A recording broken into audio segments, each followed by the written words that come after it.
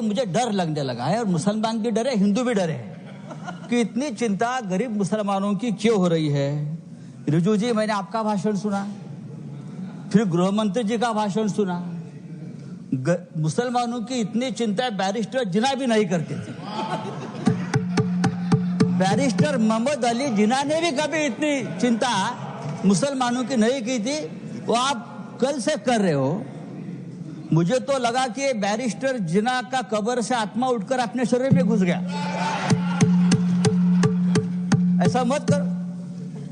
हमें पहले लगता था कि हम सब मिलकर एक हिंदू राष्ट्र बना रहे हैं, लेकिन आपका भाषण ये आपके सब देखकर मुझे लगा आप हिंदू पाकिस्तान बनाने जा रहे हो। ये सर, जिस तरह से ये आपने ये बिल जो आप लेकर आए हैं,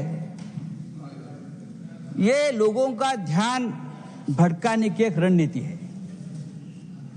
कल ही प्रेसिडेंट ट्रंप ने हिंदुस्तान के ऊपर 26% टैरिफ का आक्रमण किया, पूरा सबको डुबा दिया।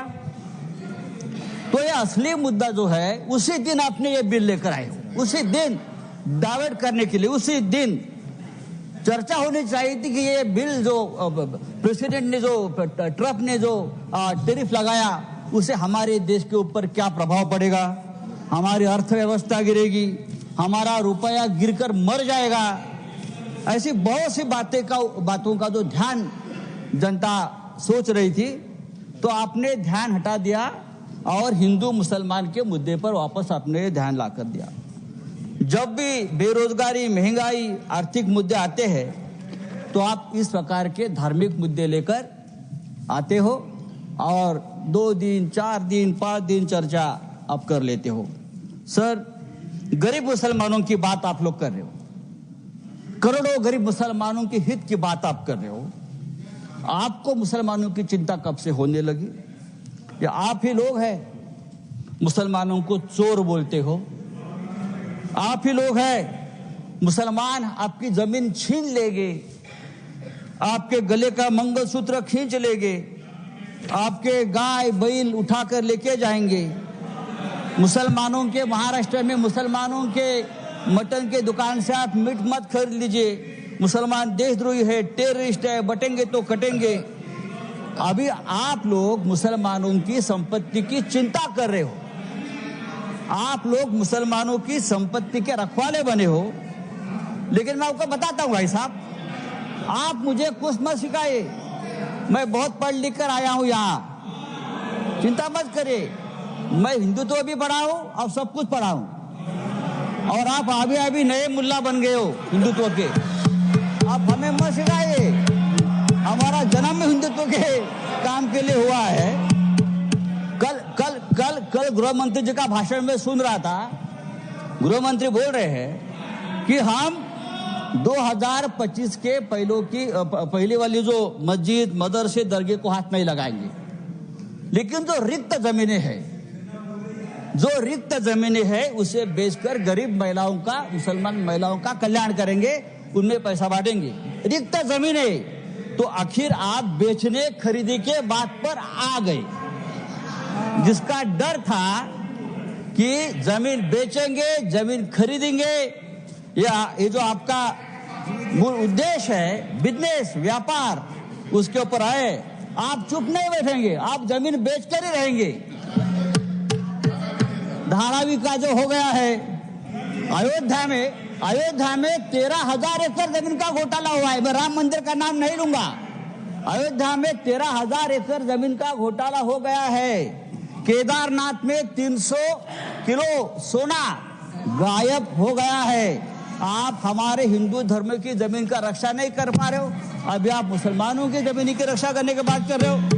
सर, डिफेंस की जमीन आपने बेच दी अयोध्या में, किसको बेच दी?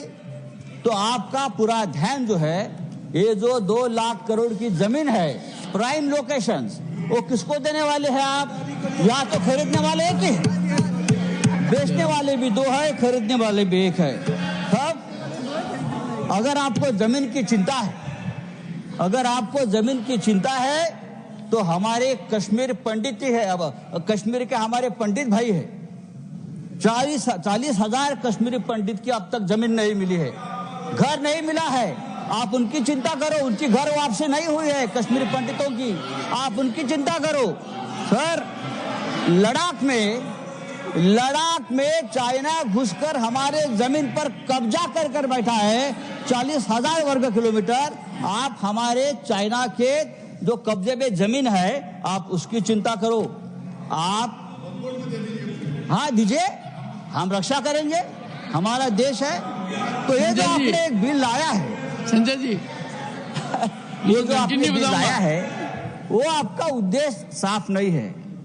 आप वो जमीन का व्यवहार करना चाहते हैं। अभी तो बड़ी बड़ी बातें, मीठी मीठी बातें आप करते हो, लेकिन आप व्यापारी लोग हो। व्यापारी लोग ऐसे ही करते हैं, मीठी मीठी बातें करते हैं और फिर ये सब बेचकर भाग जाते हैं। नीरव मोदी जैसे जो आपके ही लोग हैं, विजय मल्ल्या, मेहुल चोकसी भाई साहब। तो मैं आपको बोल रहा हूं, ये जो बिल लाया है, thank you Sanjay ji, thank you. ये बिल हमारे समाज के हित में नहीं है, हमारे देश के हित में नहीं है।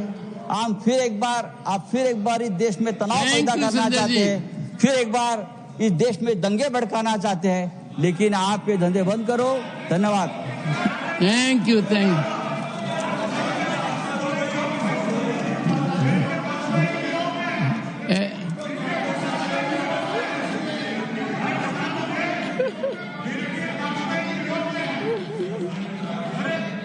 ऐसा है नीरज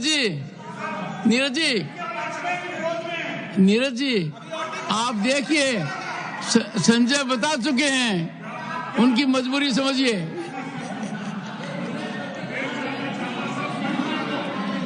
श्री